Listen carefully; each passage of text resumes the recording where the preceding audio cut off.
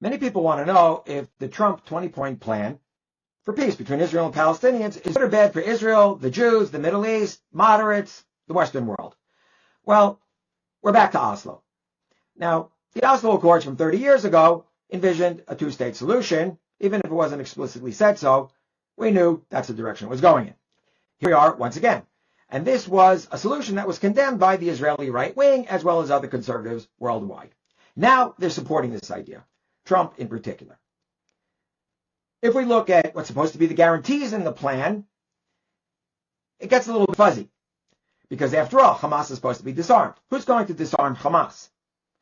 There's supposed to be a re-education program there, de-radicalization. Who's supposed to be doing that? In other words, the details are problematic. But much more dangerous than anything else is that you have both Qatar and Turkey involved in this project. The Qataris have been funding anti-Semitism and jihad worldwide to the tune of hundreds of billions of trillions of dollars. And we know what's happened to the American education system. The vicious anti-Semitism that's there today has been funded by Qatar. Jihadi Qatar, and they say so. They own Al Jazeera, and they were the mouthpiece for ISIS, Al-Qaeda, and Hamas when they declared war on Israel October 7th, 2 years ago.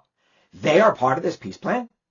Turkey, the 8th most powerful military in the world. And Erdogan, their president, has made it very clear how much he hates Israel, calling Israel and Jews Nazis, and basically demanding the destruction of the state. He's going to be involved in this? Well, yes. It's been said he's going to have Turkish forces on the ground in Gaza. Now, Hamas is supposed to be disarmed and to become much moderated. We really expect Turkey, led by a jihadi president, to do such a thing?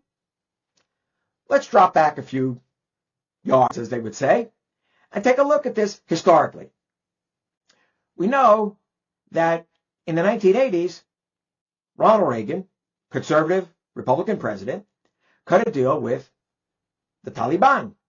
Now, it did turn out very bad in the end. It culminated in 9/11. But many say, wait a minute, he didn't really know where it would go because he didn't have historical perspective. Now, I'm sure he wasn't, a historian that would go back to the Middle Ages and see how making deals with jihadis, right, whether it was in India or in the Balkans, it would always turn out poorly for those who make the deal.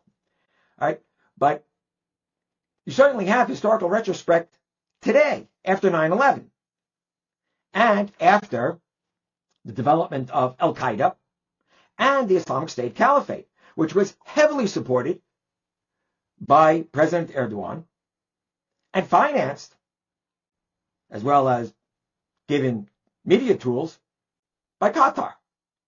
So wait a minute. Why are these countries being involved in this again? And I want to debunk here a certain myth, that it's only the left, it's only the liberals who will make deals with jihadis. Because already, with what's been mentioned, we realize it's not just that. Well, conservatives often believe that they can buy them off with money and influence and will be pals. And we all have an interest in this for material reasons. We should remember that Osama bin Laden, famous leader of Al-Qaeda, was known for his comment that the West only, plays games with material well-being, whether it comes from a liberal perspective or a conservative one. In 2017, we know that the moderate Arab countries, Saudi Arabia, the Emirates, Egypt, and others wanted to overthrow, to get rid of the Qatari regime. They broke diplomatic relations, were ready to invade. It was the beginning of Donald Trump's first presidency.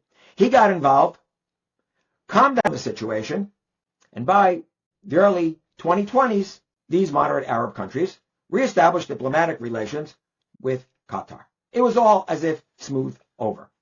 Trump and the conservatives see investment as very important. They have lots of gas reserves.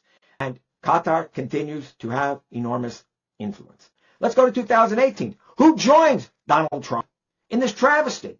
Well, in Israel, the Prime Minister, Benjamin Netanyahu. He brings in Qatari money to the tune of $30 million a month to finance Hamas. We got close to funding of some $2 billion by the time you had October 7, 2023. Tunnels, weapons, and of course a lot more money and materials than what he had actually approved of.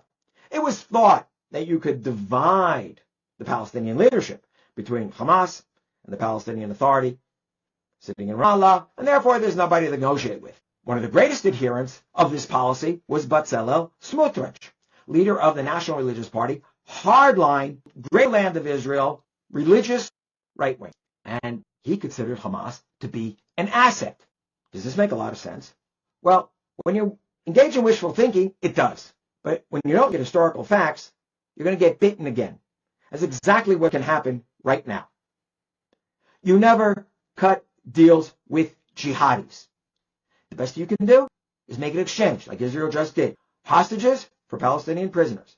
But then it has to be a war of obliteration. Where are the flaws here? The major flaws? Turkey should never have been given a part in this deal. And Qatar, yes, they should be given a part. Tens of billions of dollars to rebuild Gaza, and you have no political influence. As for the Turks, they have their influence in Syria. Israel has to deal with them through the Americans in Syria to try to stabilize that front. You never make a deal with jihadis. It can only explode in your face. It's about time everybody internalized it. Whether one is a liberal, a conservative, secular, religious, doesn't matter what.